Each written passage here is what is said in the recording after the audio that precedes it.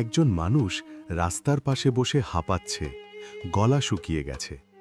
পাশ দিয়ে হেঁটে যাচ্ছিল এক যুবক। তার হাতে ছিল মাত্র এক বোতল পানি।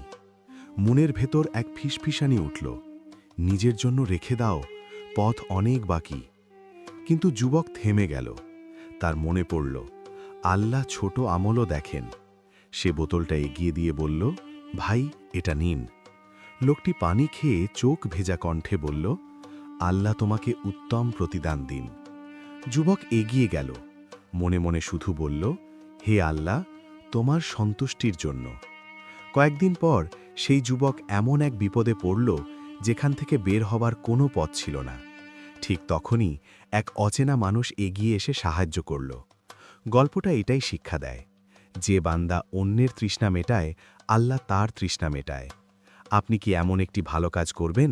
কমেন্টে লিখুন।